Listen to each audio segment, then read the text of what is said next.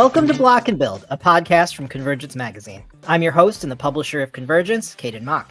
On this show, we're building a roadmap for the movement that's working to block the ascent of authoritarianism while building the influence of a genuinely progressive trend in the broad front that we need to win. Before we get started, I would like to invite you to join our subscriber program. Convergence Magazine is an independent publication that relies on the generosity of our readers and listeners to create the rigorous, thoughtful takes you've come to expect from us week after week. You can become a subscriber at convergencemag.com/donate. Any amount helps, either as a one-time donation or a recurring monthly or annual subscription. On the show this week, I'm joined by Sandra Tamari, Executive Director of Adala Justice Project, and Rama Kadami, who's the Director of Crescendo at the Action Center on Race and the Economy, to discuss their new research project, Genocide Gentry, which exposes the intimate links between war profiteers and the many prominent educational, cultural, and other institutions across the U.S. who've doubled down on their support of Israel and its genocide in Gaza. Then I talked to investigative journalist Jen Byers about her reporting on the criminal cases being brought against a movement journalist in the Pacific Northwest for covering anti-fascist activists. But first, these headlines. Although Israel has officially, quote, no comment on its responsibility for this week's disturbing attacks against Lebanese civilians using exploding pagers and other electronic devices, it seems pretty unlikely anyone else could be responsible, especially as the IOF continues to launch rockets into southern Lebanon. Over a dozen were killed, including a child, and thousands injured when pagers across Beirut and other parts of southern Lebanon appeared to spontaneously detonate earlier this week. Let's call this what it is, a war crime. It's an indiscriminate attack against civilians. It's disgusting to see the reporting on this in U.S. corporate media, which insists that it was somehow mass orchestrated or that all the victims were definitely verified members of Hezbollah. Even if they all were, we're supposed to be impressed by this?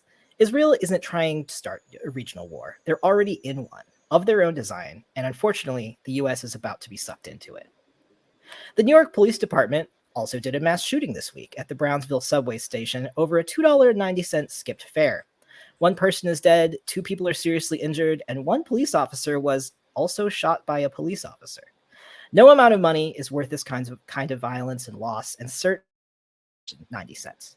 This is Mayor Eric Adams' grand plan to make New Yorkers safer, and I really struggle to see the logic. According to the reports, the officers involved in the shooting were even back on their beats already this week, apparently suffering no consequences for opening fire in a crowd of unarmed civilians.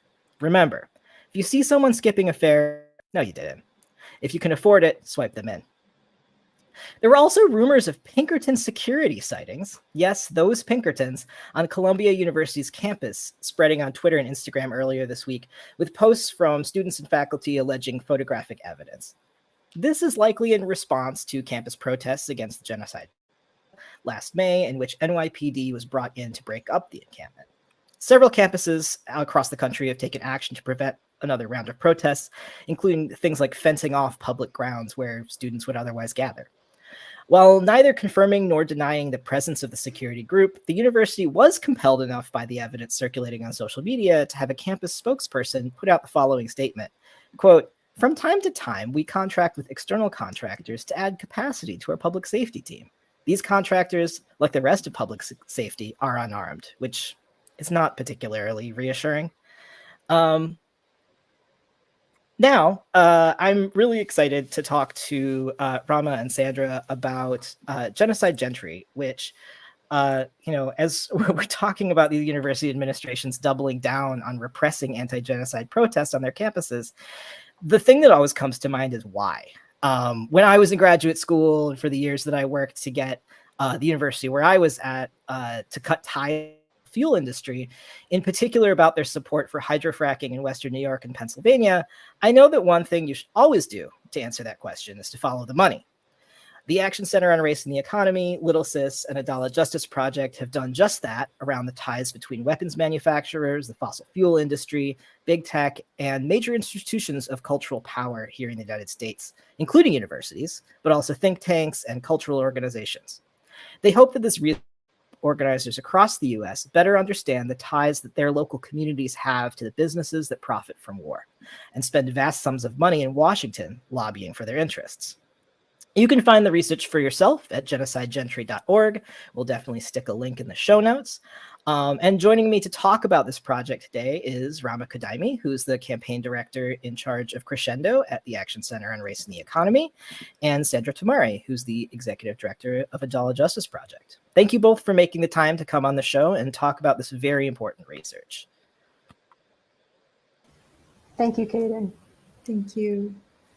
Awesome. Well, let's start sort of like with the genesis of the project.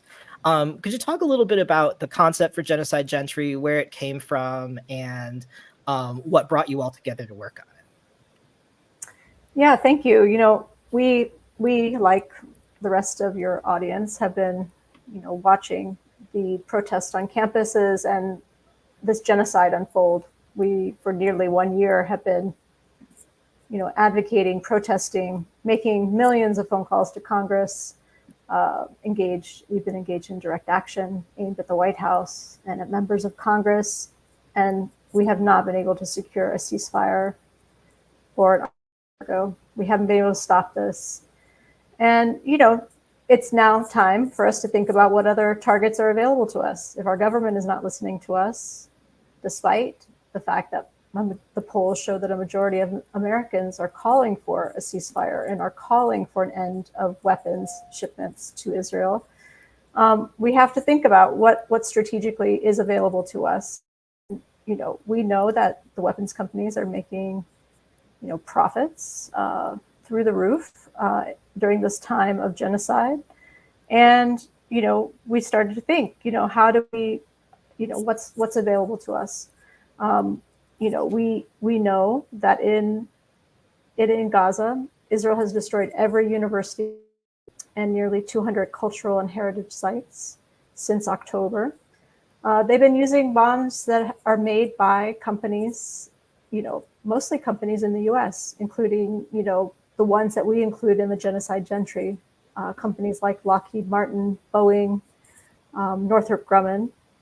And we included Elbit, the largest Israeli weapons manufacturer, and really just wanted to look and see, where are they giving their money, where are they serving, and give an idea of what is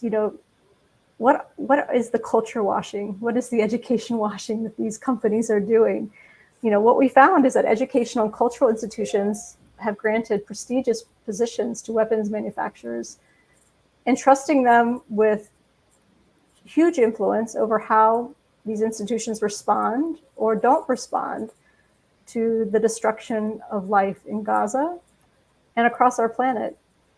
And we want people to, think about this as a way of, strengthening their organizing. I live in St. Louis, Missouri, which is home to Boeing's weapons manufacturing. The F-15s are manufactured here, and the JDAM guided missiles are manufactured here.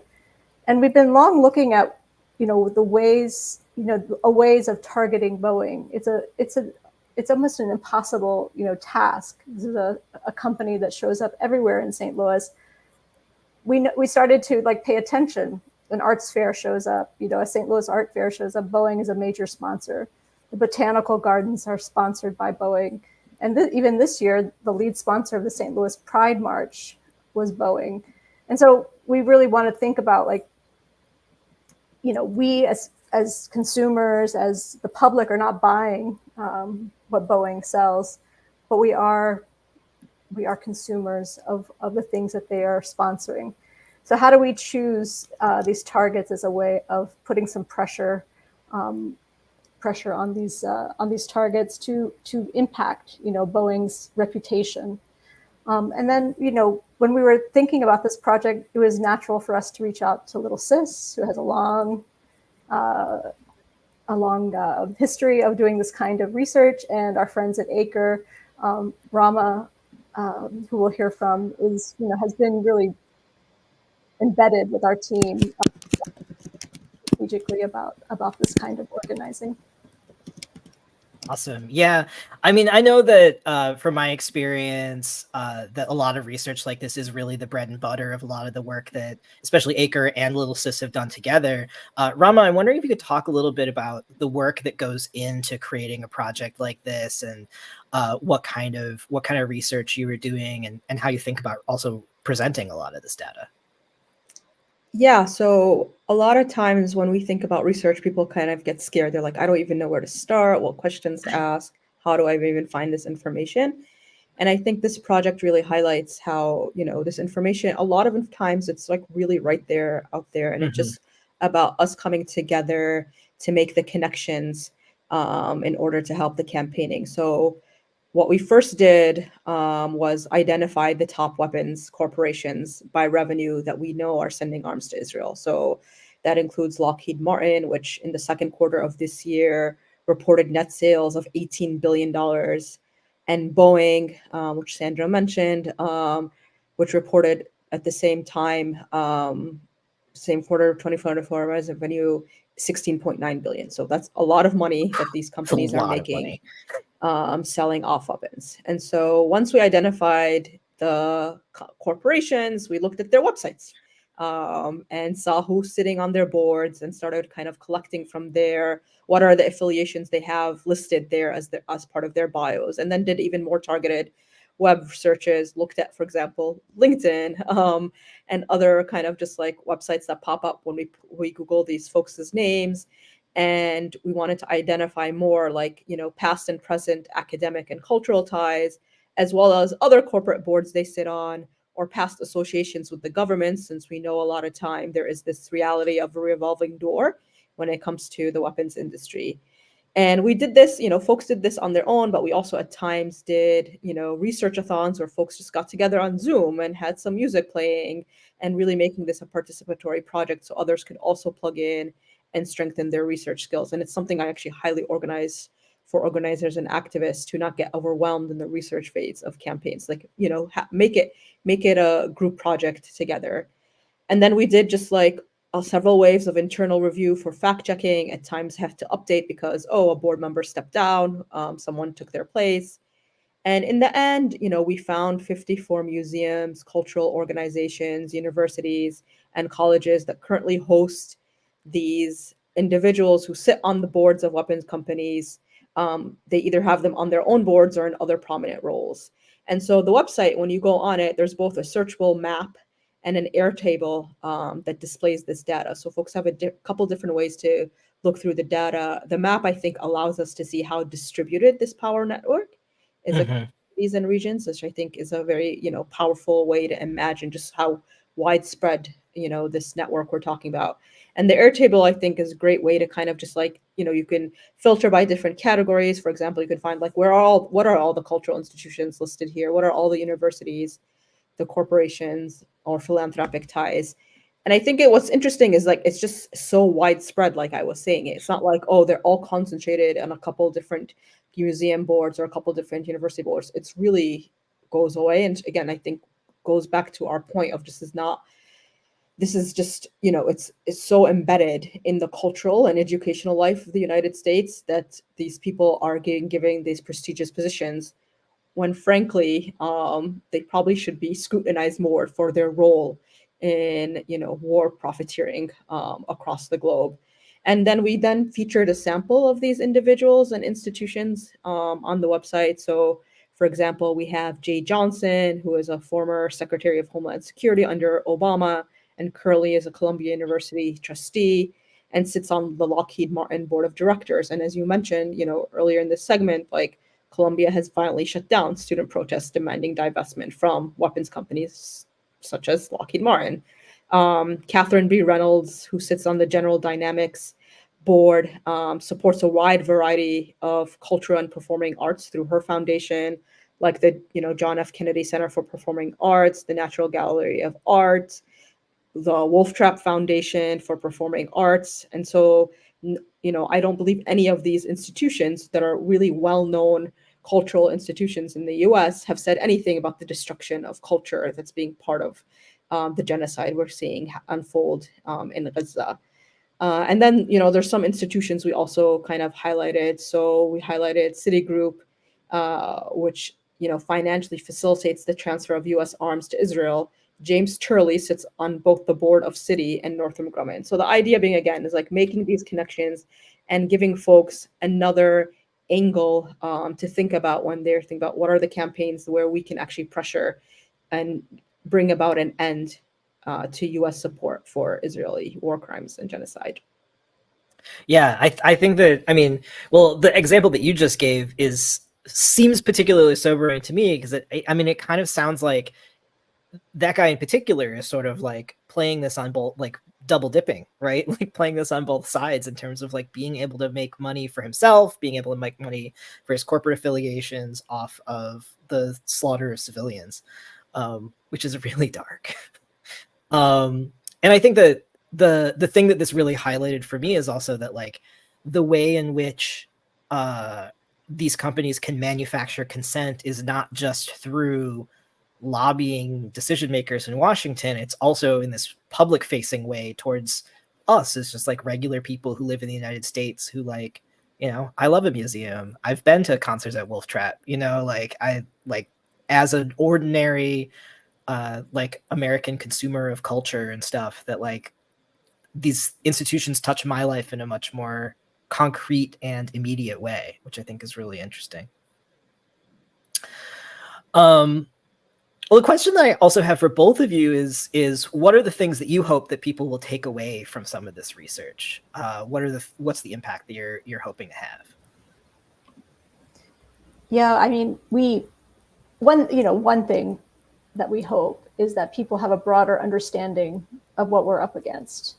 There's in some parts of the movement, there's a very simplistic, understanding of why the genocide is happening, that it's, somehow, supported by the US because of the Israel lobby. And that's just a very simplistic and frankly inaccurate explanation of what we're facing.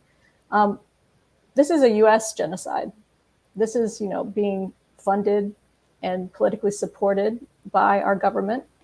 And when you look at this research, you can see, by corporate forces who sit on cultural and educational and political, think tanks across the country. So it's a much deeper, understanding of why this is occurring. And I think that, not to dissuade people, but really we want to, we don't solve a problem until we fully understand it and we get to the root of what we're up against. So I hope that this offers at least a glimpse into, why this is occurring. And then secondly, obviously, we're hoping that people will use this data to find opportunities to leverage collective power against these targets, chip away at the influence of the genocide gentry. As you mentioned, we are consumers of culture. We go to these universities. They have diverse audiences. These institutions are things that we use. And it's a way that students, families, community members can, get involved by saying, this institution is not meeting, our expectations of what, an educational institution, a museum should be doing.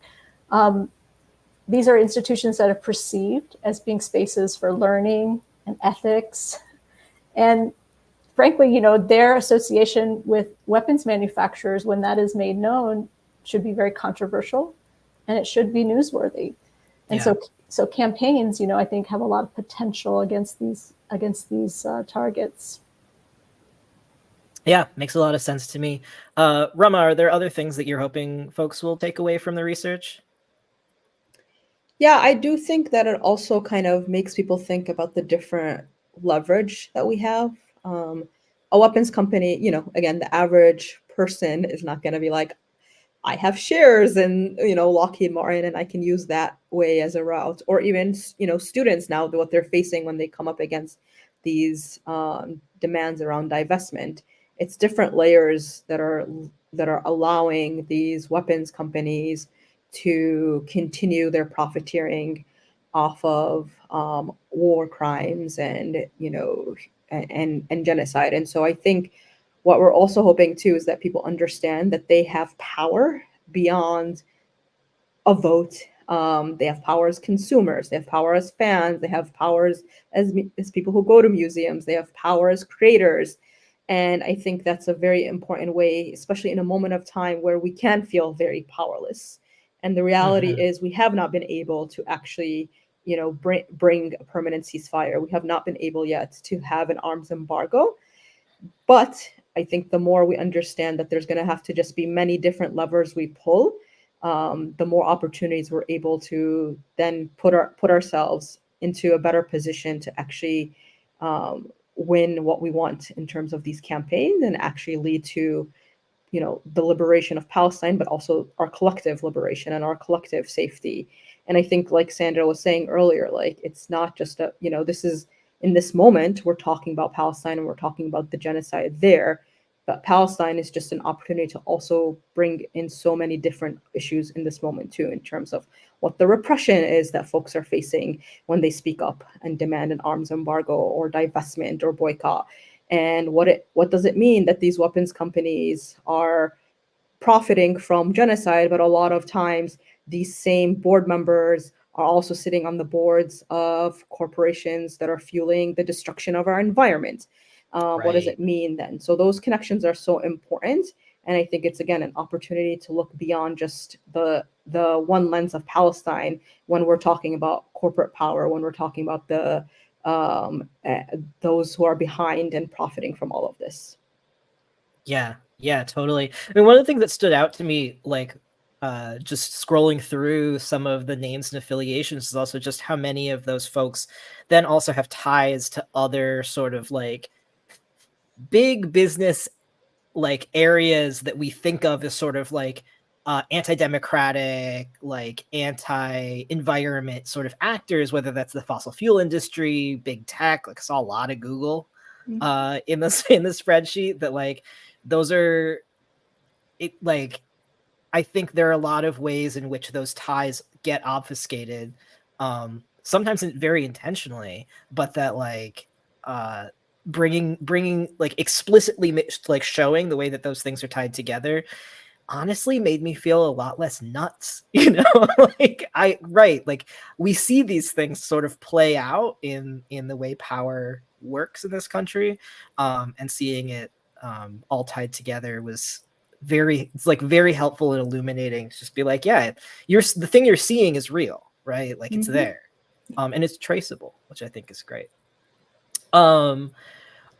Related to that, I'm curious if there's been any direct action, any campaign wins, any work that has directly grown out of this research at this point. If you're seeing people implement some of these lessons already, because I know the website's been out for a little while now. But yeah, I'd be curious to know if you've been seeing people take it up. Yeah, we actually just launched the website a couple of weeks ago, and so excited to kind of see what comes out of it.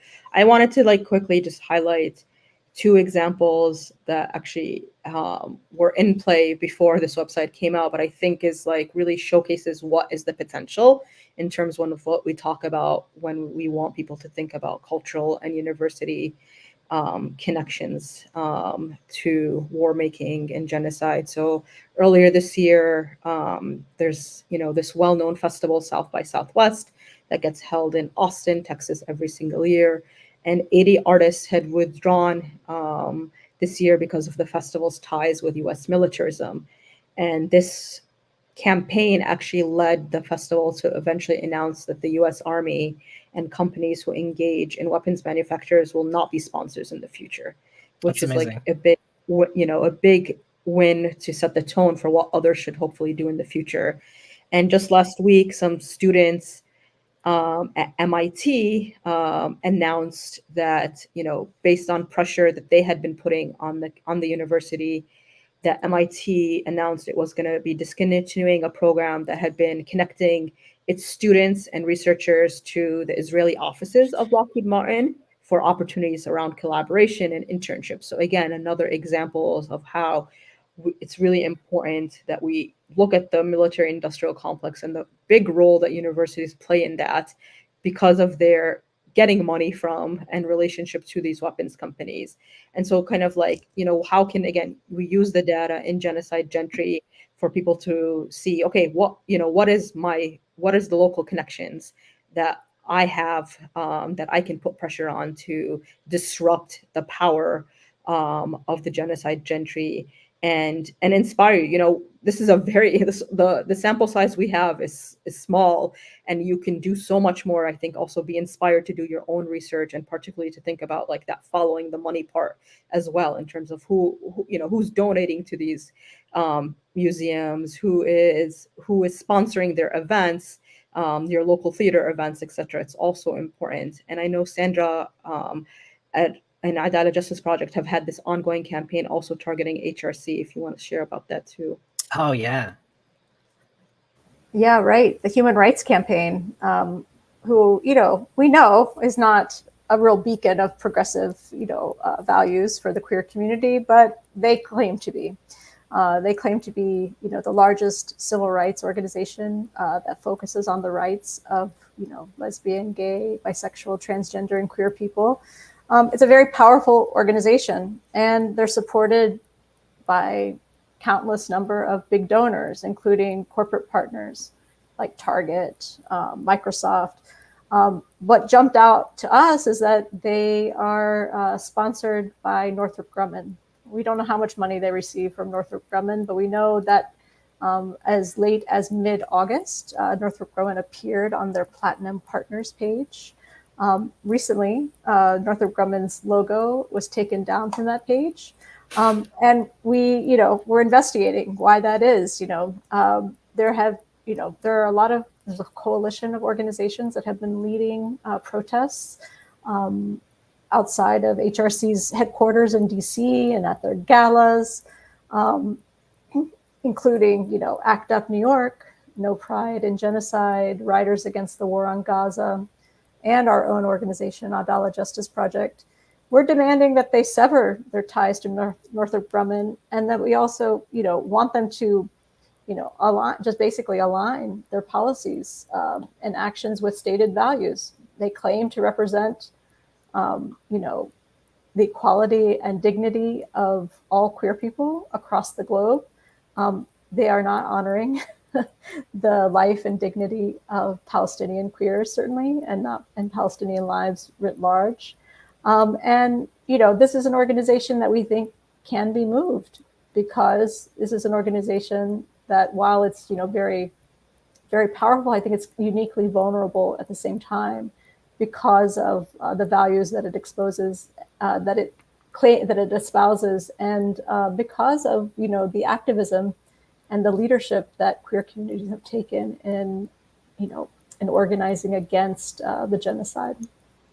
Yeah, that's really powerful stuff. I also imagine that this is like a great tool for people who are workers at these organizations to be like, this is not cool with me. Like, I think that like that's also a really compelling hook, and I can imagine that there are probably staffers at museums and at organizations like HRC who like are not cool with the fact that like they have such intimate ties, and being able to like educate their colleagues about what's going on seems big too. I'm wondering if there's like been some response from workers at some of these organizations that you've heard of yet. I mean, we're aware. I'm sorry. We're aware that staff within the HRC have been bringing this issue up to their leadership, and there have been some resignations over the lack of statement and the lack of distancing from these weapons corporations.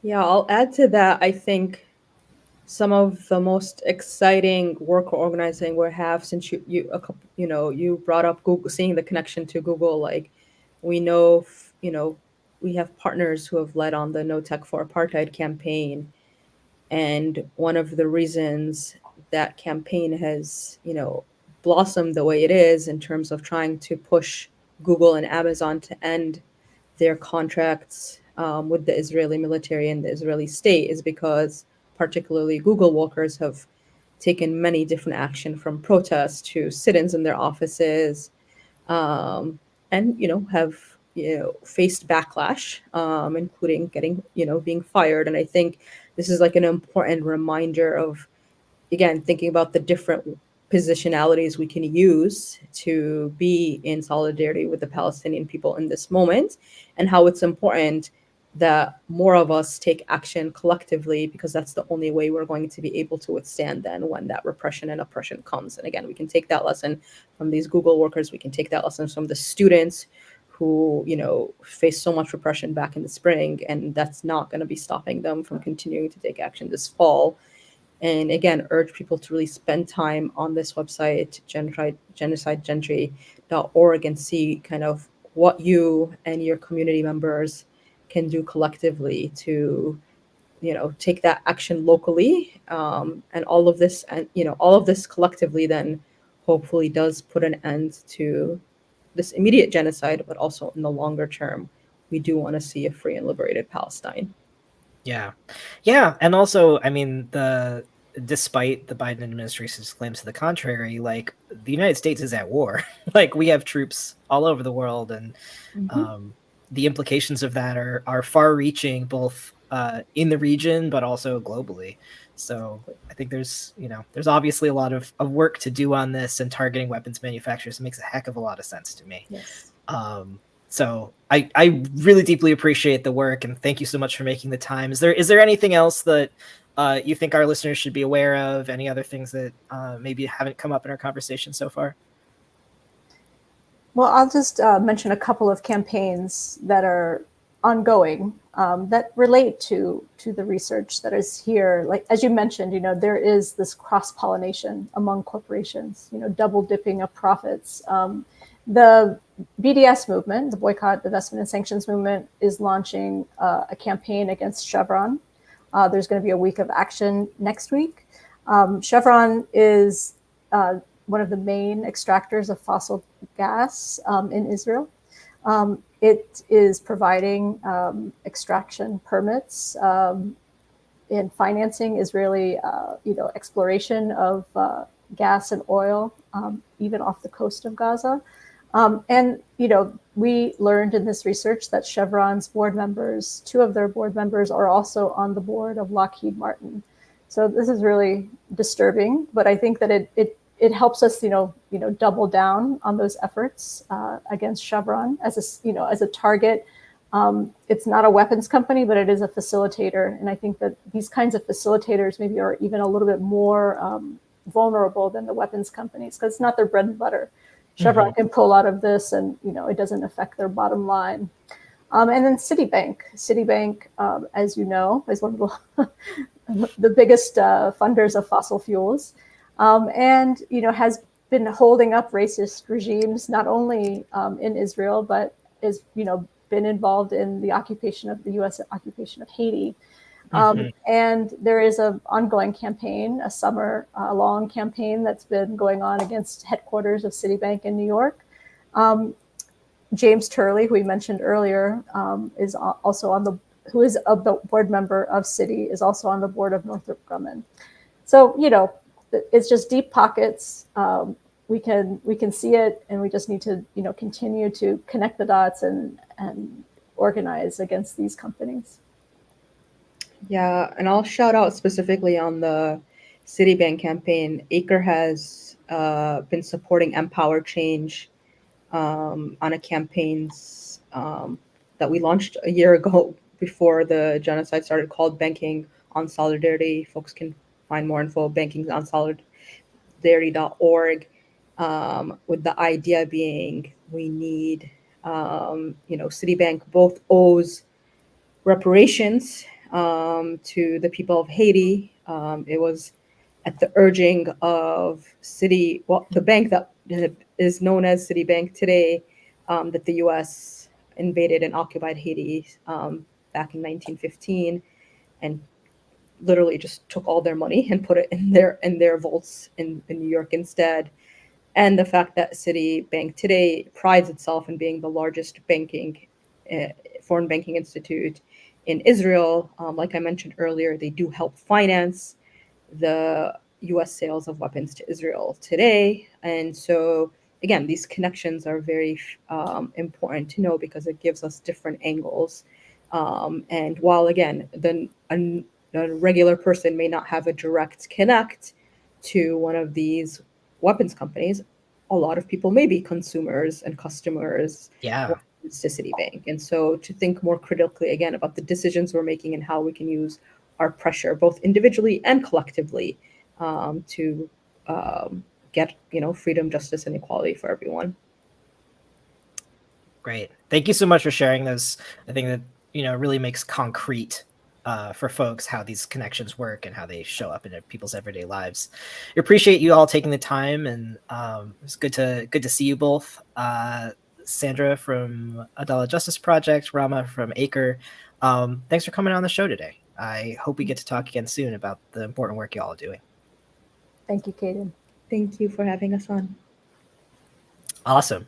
For our second segment today, earlier this week, I chatted with investigative journalist Jen Byers, who is covering the recent conviction and imprisonment of a Portland-based movement journalist.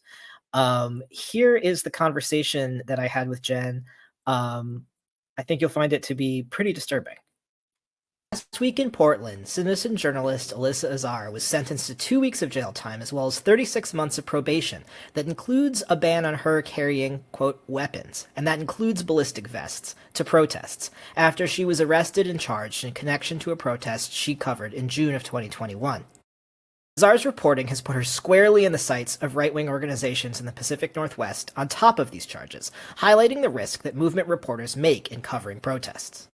The prosecution in the case has been using her personal political affiliations and other unrelated information to try and discredit her as a reporter, which should be very concerning to all of us committed to a free press that includes freelance and citizen journalists who have relationships with our movements. The ruling in the case is a worrying signal about the way that anti-democratic backlash is expressed at the local level. Investigative journalist and documentary filmmaker Jen Byers joins us today from Portland. They've been covering Azar's trial and sentencing and are working to get this story out to a wider movement media audience. Cool. Jen, thank you so much for joining me today. Yeah, thank you for having me. I really appreciate the time. Yeah, for sure. What can you tell us about Alyssa Azar's case and kind of what got you into covering it and what you find sort of remarkable about it? Yeah, so I've been a kind of domestic conflict journalist pretty much since 2015 or 2016. That's kind of how I started being a reporter. I started off as a citizen journalist, a social media journalist, and then kind of got taken in by documentary crews and then sort of, went staff and stuff. But my work starts on the ground, started on Twitter. And so I've always followed Alyssa's work. I've always admired her hustle. I always thought that she was, I would always use her information when I was looking up stories in Portland, and I found her to be a really truthful reporter. So when I moved to Portland in June, and I knew some of the community members here in town, and when they found out that I was here and they told me about the trial, they were like, please cover it. There's not a lot of eyes on it. Yeah. So that's how I got involved. I got asked by the community to cover it, and I said, no problem. And then when I was there, I was really shocked because the only other reporting or ostensibly pressed people were the right-wing tabloids, Andy knows people, these far-right folks who were not always telling facts, who had a very clear bias. And then the local Oregonian paper showed up, but they just did it daily, so they didn't really get into the meat of it, didn't really get into the heart of it. And then while I was sitting in on the case, I co-own a security company for journalists, so to keep women, queer, marginalized journalists safe. I noticed just how much erosion of press freedom was happening in the trial and in the rhetoric of the prosecutor, and how many sort of breaches of basic democracy were happening with the things they were trying to charge her with, the reasons they were trying to charge her with them, and just sort of ways that they shifted her reporting to imply culpability and imply leadership in the riot. I thought that was really dangerous, so I just wanted to make sure people heard about it. Yeah, that seems very concerning that somebody who's like covering a protest action would then be like implicated in this way. So what were the charges that were brought against her, and kind of what was the case? Totally. So there were initially three charges that she was indicted with. One was felony riot, one was misdemeanor disorderly conduct, and the third was unlawful use of pepper spray, essentially. So I will say that one of the things about this is this really deals with we see in journalism, there's the whole activist versus journalist debate. Are you a participant? Are you reporting it? What's the line? Where's the line? And in this case, I will be completely blunt, the line was blurry. There was a tweet or two of hers where it seemed as though she promoted the riot or promoted the counter protest. And I can give you a little bit more details about what the counter protest was and what was going on. But there was, just so we're kind of very clear, like there was a couple moments where she promoted it. There was one moment where she took ownership of some shields that the local protesters were basically like, they had gone to get their cars, so she was watching the shields and the cops came and she spoke to the police and took ownership of the shields. And then then she was just wearing all black, right? She wasn't in black bloc, she was wearing black. So there were a number of things, and also because she identifies as an anti-fascist, because she's open about it, the cops and the state really used that against her, acting as though anti-fascists are this organized battalion, and she was leading them. So there were some things that I feel like kind of fall out of the realm of what a traditional journalist does, but then there were other things that were just very clearly twisted. Another example of something that was twisted was she had at one point posted a communique from an anarchist group saying, they essentially sabotaged a far-right demo, and she posted the communique, and the state was like, she wrote the communique. These are her words. Yeah. So they conflated some of her analysis, and they conflated some of her reporting with leadership. And I feel like that's a really dangerous precedent, because I feel like one of the jobs of reporters is to inform the public about why things happen and what's going on with them. So yeah, could you tell us a little more about the protests that she was covering and like what was happening? Because it sounds like there was, some confrontation going on here. Yeah. So this trial was basically based in 6 weeks in the spring of 2021. The trial was set in Clackamas County, which is a county south of Portland that is kind of known for its white supremacy. Oregon City, the specific city that the trial was in, is a former sundown town. It has histories of racial exclusion and extremely racist acts, not anti-racist acts, quite the opposite.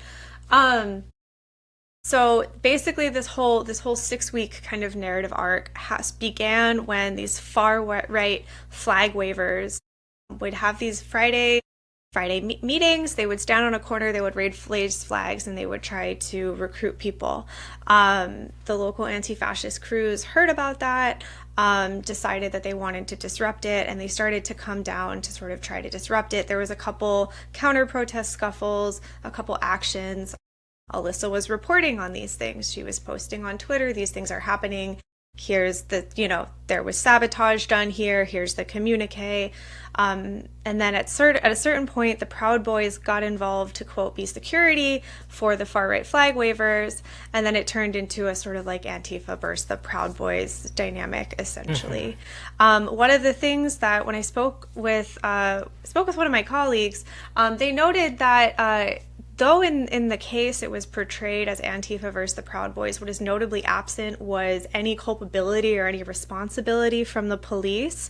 All of this is happening in a post-January 6th world where we know what the Proud Boys are capable of. So notably absent, from this counter demo stress sort of situation was any police presence to try to, or any police action to stop the far-right organizing, to stop the far-right recruiting, and to keep the community safe from hatred.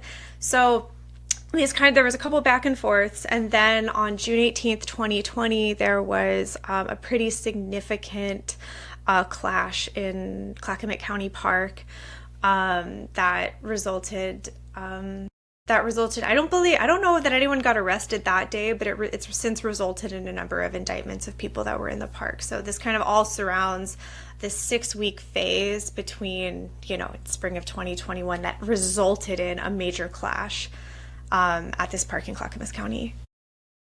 Yeah, I feel like that's super helpful context also, because there's this way in which the sort of like escalation of intensity around like far right activity is,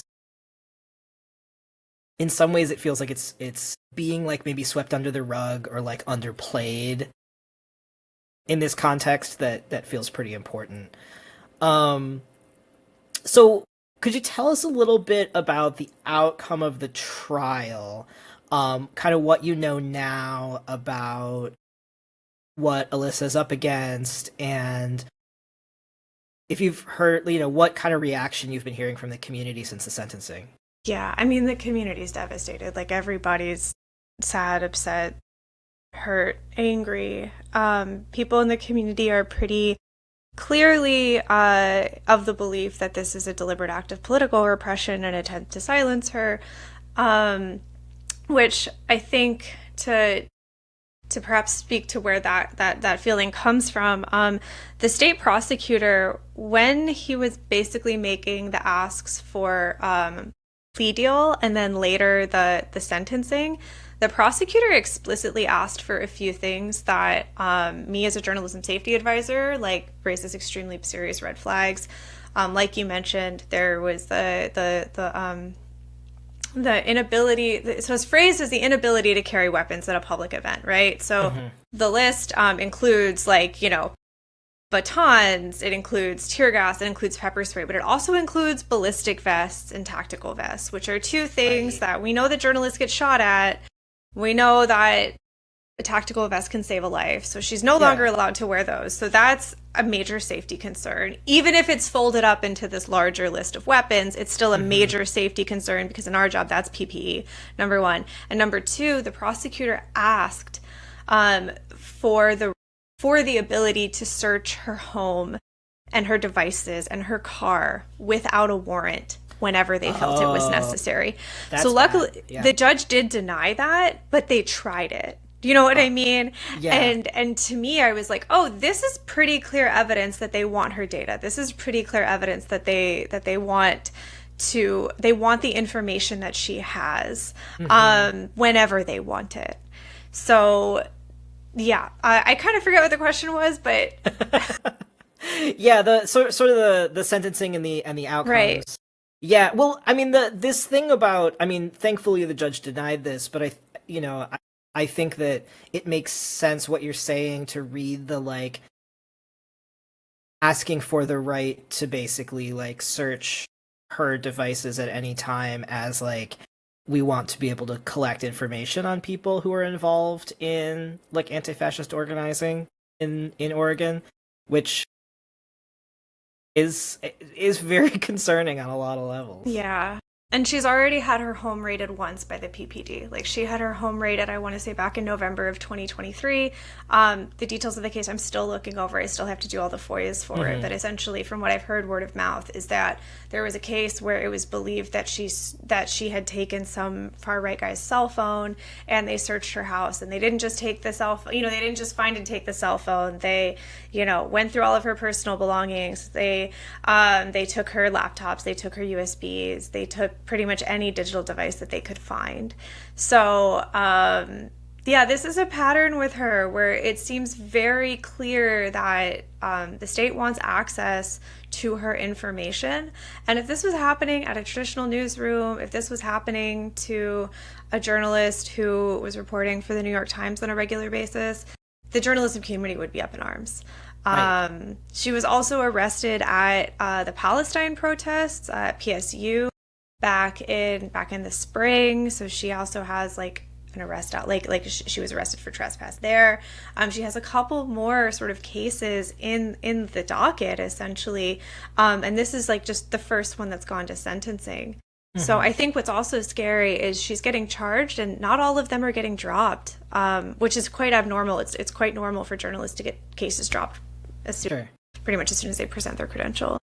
Yeah. Yeah, that is also very sobering to hear about, that like these things are kind of wending their way through the system.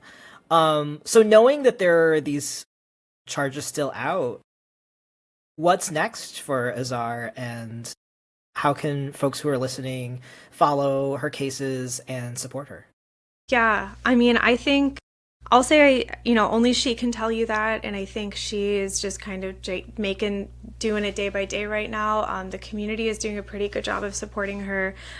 If listeners would want to support her, there is essentially like not a bail fund, but like a commissary fund and a get her back on her feet fund that folks can donate to if that's something of interest. I can kind of read that out. But yeah, I mean, I think I don't know that she knows what's next for her, because I think this was a very clear attempt to intimidate her into silence. And while I don't suspect that will be the end outcome, it definitely seems like a moment of fear and of sadness and of grief and of stress. But she's really scrappy. She's really badass. They were listing all of the things that she's been through during the trial, and I was reading about her on the Press Freedom Tracker about just how many times how many times she's faced violence from state and far right, but also how many times she's faced violence and stood back up and gone back out to report. So this is an extremely resilient person. Awesome. Well, we'll also stick a link to her commissary and Get Back on Her Feet fund in the show notes, so folks can give there. And I imagine that if people contribute, they'll also get updates from the folks supporting her. Yeah, of course. Yeah, her basically her friends in her community are updating on her social media sites, so Instagram and Mastodon. And on Instagram, she's Revolution Daddy with a 3 in the Revolution. So that's nice. Been a place of updates if folks want to go get them. Yeah, I think also one thing that I will say is I think as, journalists who are not social media journalists, who are not movement journalists, who are not citizen journalists, who are more traditional journalists, like I really think that this could be a moment for us to be challenged about how we are taking care of the people who are our fixers, who are our who we get our information from. Like, I've spoken with local press out here about her, and a lot of them rely on her tips. I've spoken with a lot of sort of national and international journalism safety organizations, and they know who she is because she's prominent. But I think there's a lot of bias in the field of media that says, oh, but she's a citizen journalist. She's not a traditional journalist. And I just want to say, from where I was sitting at the trial, that crack is exploited, has been so thoroughly exploited as the justification to hurt her. And if we, as maybe more traditional media professionals, don't understand that has a trickle up effect, and this is a precedent that is going to continue to widen, we're simply being foolish and short-sighted. So I think this really could be a moment where the traditional press changes how we relate and how we care for and how we support citizen journalists, because at the end of the day, they break news. They're stringers for us. We use their video all the time. And they play a very crucial role in our news ecosystem, and they're under threat. Yeah. Thank you so much for that. That makes a lot of sense. And in a lot of ways, they are our frontliners. We need to be there for them and do what we can to close the gap. Jen, I appreciate so much you're making time to come on the show and talk to us a little bit about your reporting, and we'll be following this story for our listeners. Yeah, appreciate it. Yeah, thank you so much for your time. Great. If you are interested in learning more about Alyssa Azar's case and her reporting and supporting her through this very challenging time, we will stick the link to her Linktree in the show notes, so you can find out more about what's going on with her and get plugged in with that. Aside from that, this show is published by Convergence, a magazine for radical insights. I'm Caden Mock, and our producer is Josh Elstro. If you have something to say, please do drop me a line. You can send me an email that we will consider running on an upcoming mailbag episode at mailbag@convergencemag.com. And if you'd like to support the work that we do at Convergence, bringing our movements together to strategize, struggle, and win in this crucial historical moment, you can become a member at convergencemag.com/donate. Even a few bucks a month goes a long way to making sure our independent small team can continue to build a map for our movements. I hope this helps.